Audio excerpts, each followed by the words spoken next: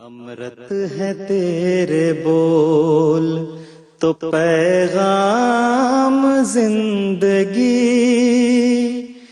تیرے سوا نہیں کوئی آواز وقت کی،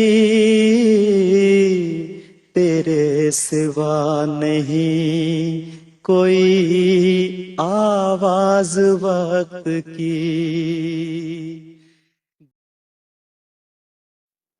انگریز سے اگر حقیقت کسی نے جہاد کیا تو حضرت مسیح علیہ السلام نے کیا ہے۔ ان کی راج دہانی کے نیچے ان کے سائے تلے دو اعلان کیے، ایک یہ کہ تلوار کے ساتھ مذاہب کے وہ پھیلانے کا کوئی عقیدہ قرآن میں نہیں ملتا، اس لیے اس کا نام جہاد نہیں ہے۔ یہ جہاد جس کو تم سمجھ رہے ہو اس کا خیال چھوڑ دو، یہ جنگ اور قتال ہے، اس کو جہاد نہیں کہا جاتا۔ جہاد وہ ہے جو قرآن کے ساتھ عقائد کی تائید میں ہو اور اس تائید سے عقائد کو پھیلایا جائے اور اسلام میں قربانیاں دی جائیں۔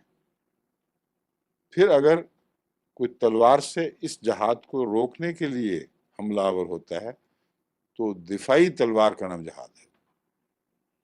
کیسی پاکیزہ صاف تعریف فرمائی، اور جس کو جہاد سمجھو اس میں مصروف ہو گئے۔ انگریز کے متعلق اعلان کر دیا کہ ان کی حکومت میں جب تک اسلام پر حملہ نہیں ہوگا، مسلمانوں کے دین میں دخل اندازی نہیں ہوگی، ایک ایسی حکومت جو اسٹیبلش ہو چکی ہو اس پر دین کے نام پر اس کو الٹانے کی کوشش، یہ جہاد نہیں ہے۔ حضرت مسیح علیہ السلام نے سیاسی کوششوں کا ذکر بھی نہیں کیا، یہ بھی مسلمان مولویوں کی بیوقوفی ہے۔ حضرت مسیح علیہ السلام نے اس حصے کو چھوڑے رکھا ہے۔ آپ نے فرمایا ہے کہ مجھے تو دین سے غرض ہے، دین کے نام پر کسی ایسی حاکم قوم سے لڑنا جو تمہارے دین سے تعلق تو نہ رکھتی ہو مگر تمہارے دین میں دخل اندازی نہ کرتی ہو، بلکہ وہ لوگ جو دخل اندازی کرتے ہیں ان سے بچائے، ان کی راہ میں حائل ہو۔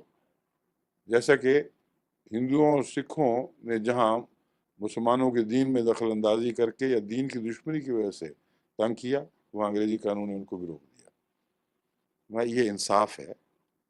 قرآن نے انصاف کے خلاف جنگ کی کہیں اجازت نہیں دی۔ مذہب کا اختلاف الگ بات ہے، لیکن انصاف ایک ایسی چیز ہے جس کو خدا نے ہمیشہ سپورٹ دی ہے۔ جب تک آپ نے فرمایا انگریز اس انصاف پر قائم رہے گا کہ دین کے معاملے میں دخل اندازی اور دین کو تبدیل کرنے کی، یعنی ان معنوں میں کہ کوئی عمل کرنا چاہتا ہے اسے اجازت نہ دیں، جب تک یہ انگریز نہیں کرتا اس وقت تک ان کے خلاف لڑائی نہیں۔ لیکن لڑائی کس کے خلاف ہے؟ آپ نے فرمایا ان کا جو مذہب ہے وہ دجال ہے۔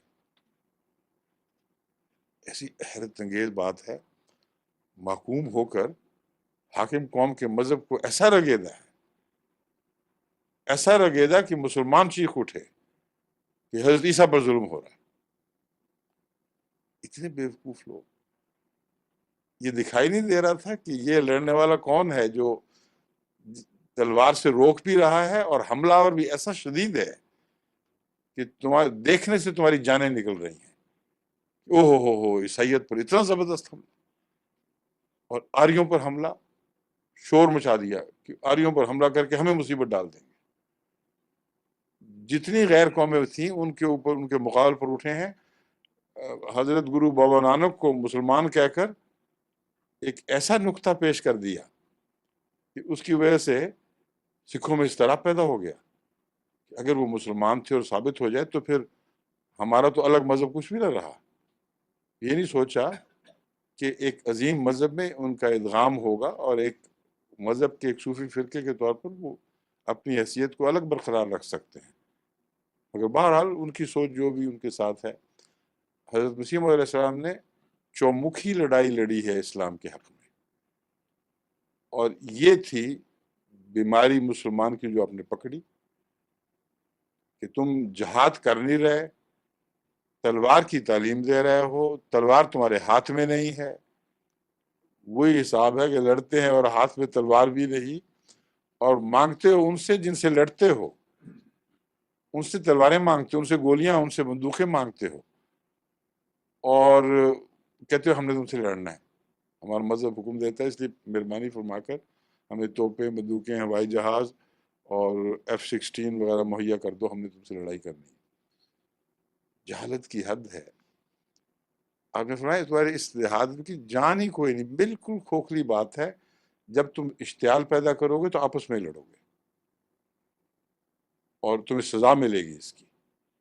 ایسا ہی ہوا ہے، وہ پھر خون خرابہ آپس میں کیا انہوں نے، اور مولوی کہتے دیکھو جی جہاد ہو رہا ہے۔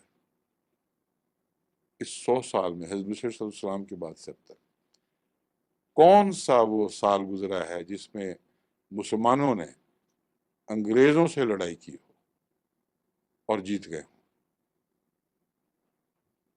یہود سے لڑائی کی ہو اور آخری نتیجہ یہ نکلے کہ ان کی یہود کی زمینیں سکڑ جائیں اور ان کی پھیل جائیں۔ محبت کے نغمات گائیں گے ہم، اخوت کی تانے اڑائیں گے ہم،